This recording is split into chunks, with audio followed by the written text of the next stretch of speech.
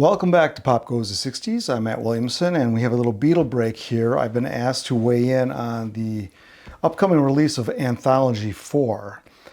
And was released a few days ago, this information, and many people have rushed to get their video out. And I've seen a few of them. And I have never seen an Apple release with such a ho-hum response. Dull, weary response, kind of acceptance of something that they knew wasn't going to be that good. And that seems to be what we're dealing with now with Apple, unfortunately, as Apple is trying their best to come out with, well, maybe not their best. They're trying to come up with product that people will buy. And who are their targets? Well, you would think it's us, but based on some of what they're doing, it's puzzling. So anyway, the Anthology 4, there's really three parts to this release. Number one, there's a re-release of the very big book, which many of you have, and I'm surprised I saw some YouTube channels that people actually got rid of their very big book. I really love that book. I think it's an essential part to their history. It tells way more than the documentary, by the way. There's far more in the book. So for that purpose alone, I think it's very worthwhile. The second part is the documentary, which will be streaming on Disney+. And the third part of this release is a fourth set of Beatles outtakes that will be released with the outtakes, the Anthology discs 1, 2, and 3. So what ultimately is happening here is we're getting stuff that we already have.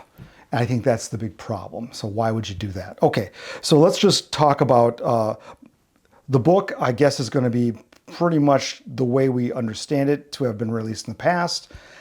I'm assuming there might be a couple of cleanups in there if there was a misspelling or something like that. But so far as I've heard, there's no new content added to the book. Where it gets a little dicey is the Anthology CDs, or I guess vinyl albums, if those are going to be on vinyl at some point, the music. So Anthology 4 is what everybody's waiting for. And of all the tracks on it, only 13 are new. Everything else has been released in some form before, in many cases on the box sets of the anniversary box sets from Pepper through, I guess, Let It Be. And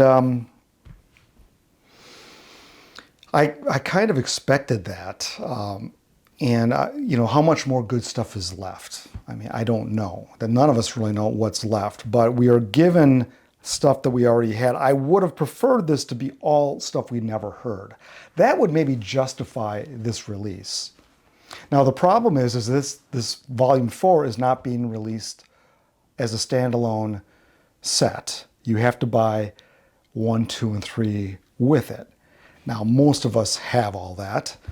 And that, as I recall, when that came out, big sellers. This was 30 years ago. And a lot of people bought Volume 1. Free as a Bird was the first track. And then the next track is In Spite of All the Danger. There's like, what the hell is this? I know people that said that. I don't know what they thought they were getting. But anyway, the mass market actually did buy those. And consequently, they sold them. So those are very plentiful in all the used shops in the country, really. They're not hard to get. They're not expensive.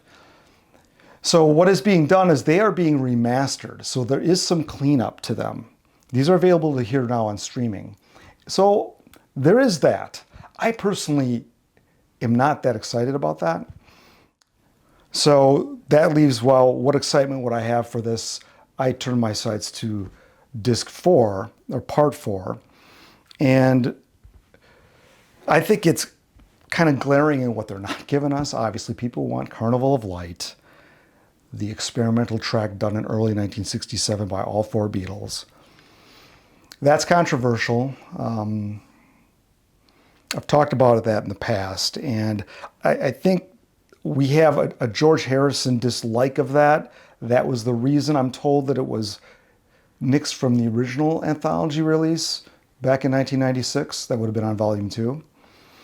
And Olivia Harrison is standing by her man after his death on that decision, which I find a little bit odd because Harrison also had disdain for the track Now and Then. And I think Olivia Harrison or the Harrison estate was swayed, or they spun it so that, well, George didn't dislike it as much as he said he did. And I know many of you are collectively rolling your eyes at that and in disbelief. But the fact of the matter is Apple today, they're trying to make money. You're able to make more money out of a Now and Then, which is a song, has a tune, as opposed to Carnival of Light. You can't really release that by itself because it's so experimental, it's so out there, it's for very few people, it's for completists. So I can see where the Harrison estate made the decision, went with the money. Okay, not the end of the world. I just don't see what the advantage is to releasing that now. I think it's about 7 minutes, 8 minutes. I forget the length of it.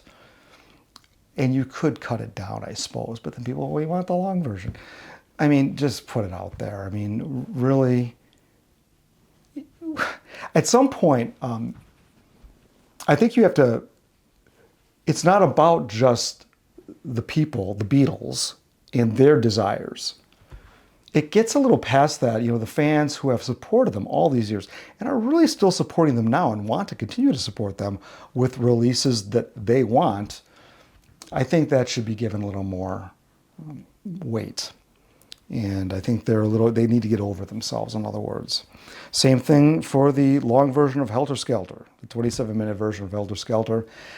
Personally, I would like to hear it, although it's not high on my list, but many people do. And for volume 4 here, take away the rest of the tracks that we've already gotten, put those on. I mean, you're going to fill up that disc pretty quickly. At least we'll be getting stuff that nobody has. That's what people are asking for. Revolution Take 20, You Know My Name, the 6.5-minute version, 12-bar original, the full version. All these things could be on there, and they're just not. So let me change gears here slightly. We have a new Free as the Bird, a 2025 mix, which we were expecting, which was needed. And what I didn't hear anybody else say, and I listened to it, they changed a lyric. George Harrison's part where he says, whatever happened to the life that we once knew, that word life has been changed to love. Happened to the life that we once knew? Whatever happened to the love that we once knew? Now, that jumped out at me right away. And I'm like, well, was this intentional? Did they use a different take? Was it a mistake? I don't know. I think that's just kind of interesting. Both have meaning. I got used to the life, and it made sense for me in one regard, which was a personal thing. I mean, love, either is good, but what is the reasoning behind that? I think that's very interesting. Now, the other thing I want to talk about has to do with Free as a Bird, and something I've been saying for a number of years with regard to Beatle releases and remixing is that the fans are going to be producing the best remixes and some of the best Beatle content, I believe. And I found a Free as the Bird fan mix from a couple years ago, and let me play them for you side by side.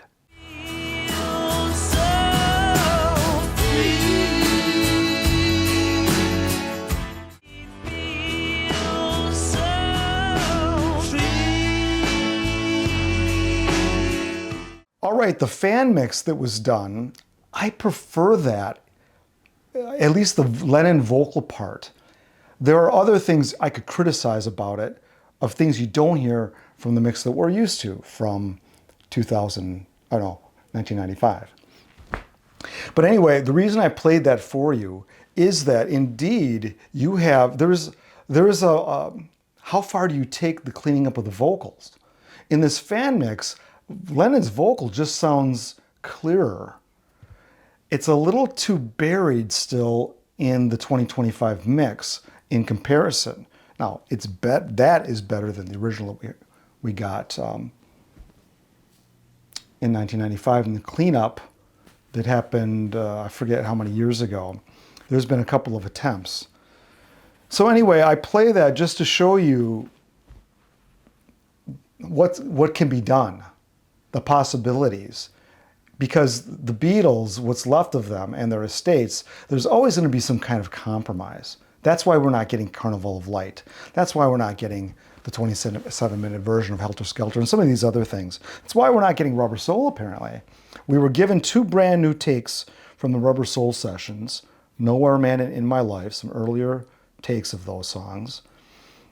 And by virtue of them being released here, does that make it less likely we're going to get a Rubber Soul box set? We know that there's probably not a ton of outtakes from that period. That album was recorded rather quickly, in like 7 or 8 weeks. And I don't know why. That to me is maybe showing us that, well, we're going to give you these tracks here, Rubber Soul. You're never going to see the Rubber Soul box set. That'll never see the light of day. That's what they seem to be telling us. But that remains to be seen. So Free as a Bird, the 2025 mix is available for streaming. You don't have to wait to hear it. And there is a way I probably would have released a 4th set. I would have done all new stuff that's never been released. I probably would have released that as a standalone, not bothering with volumes 1, 2, and 3. I might have remastered them, but those could also be sold separately. What I would have done with the 4, offered that, and this is for CDs, and offered a little box where all 4 can fit into a slipcase. I thought that would have been something that would have been appreciated by the fans. It doesn't force you to buy stuff you basically already have that's marginally cleaned up. That's how I would probably have done it. And the book I wouldn't re-release at all. But the video series, this is interesting. I would say this is probably, if Apple's trying to actually reach younger fans, newer fans, which they are, the re-release of the documentary, the anthology, is probably the most sensible way to do it. Now they're releasing it on Disney+, and we are getting so used to this episodic television shows that are being created just for streaming. So this kind of fits into that. And although they're saying there's a 9th part with the Beatles, rehearsing in the mid to late 90s, but we already got that on the DVD release in 2001. That was kind of a behind the scenes or the making of. So I'm not expecting there to be much new here, but it seems to make sense to offer this in a streaming sense. Now, people are going to complain we don't have a Blu-ray standalone or a physical set of media. I'm still a fan of physical media, but I think the way the deal is written here with Disney Plus, as we saw with Get Back and Let It Be, they don't make money on releasing it in a physical format. If they did make money, they'd release it that way. All the agreement, I think, contractually funnels the most money to them through streaming. And anything outside of that competes with the streaming revenue. So I think that's probably the reason why we never saw Let It Be release on Blu-ray or DVD, which I would have certainly bought. I've got the DVDs for the anthology. That will also be cleaned up, the audio on there, which I think is a really good idea. So anyway, there are other, they could have released an extended version of that as well. How would you do that? I think if you're trying to get newer fans, you don't want to have a super long one and scare away the people with stuff that's boring. There's reasons stuff gets cut. That's why the physical thing is a little bit, makes more sense if you are offering extras. Don't know how you do that exactly, because you want to be able to just keep watching the best stuff, the cream of the crop of that documentary. And I think some of the stuff that was shot and left off might slow things down. I mean, many of you would want to see it, but here we are, the many of you that want to see it, we are separating ourselves into separate Beatle group fans, separate consumers. So that's where Apple, I think, is really struggling. They're trying to make something for everybody, and that's where they're failing. I don't know how this is for everybody as opposed to a Rubber Soul box set, which, I mean, the Revolver set I thought was not super substantial. There's some nice stuff on there. The full vinyl EP I thought was not very good, but I think the way I would do this here, I would have a special vinyl disc of the 3 songs, Free as a Bird, Real Love, and Now and Then on one maybe EP, and that could be a special vinyl disc with a special jacket. That makes sense to me. Sell that by itself, and I would not buy it, but many of you would. That makes perfect sense. So yeah, Apple seems to be befuddled over how to go about packaging this stuff. And again, they don't seem to have the ear of the collector.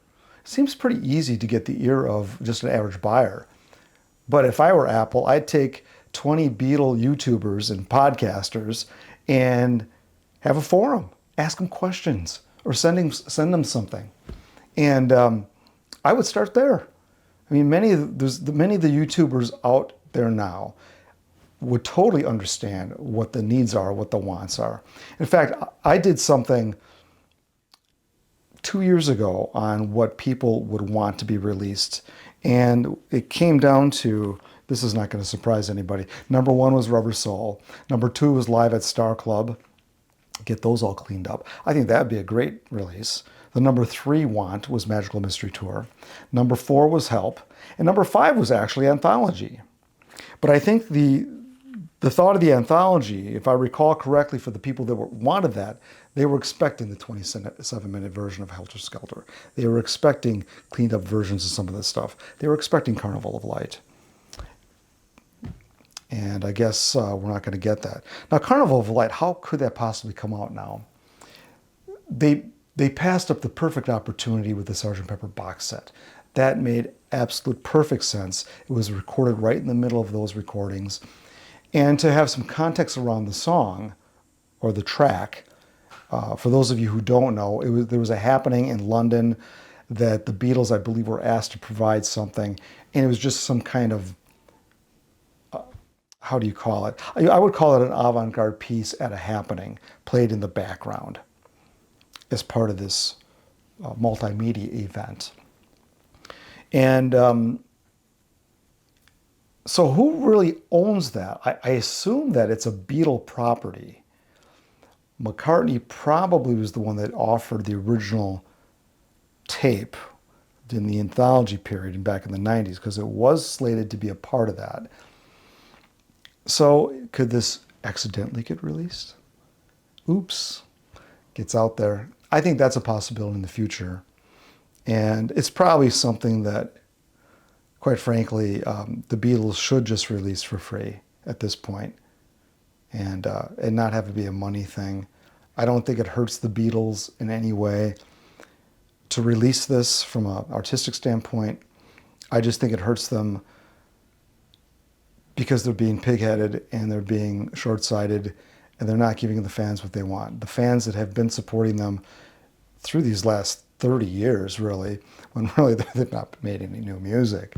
So good on you, fans. You guys have done a great job. I'm here to tell you that.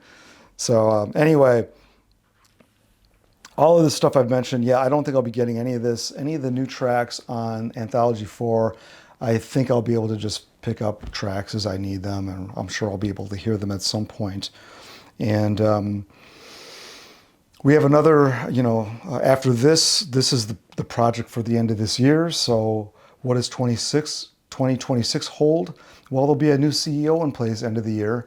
So we'll see what happens. Maybe there'll be something that we'll be pleasantly surprised. I don't know, but we will see. So that's my little wrap up for Anthology 4. And we'll see you back here for some more Beatles stuff in the near future here on Pop Goes the 60s.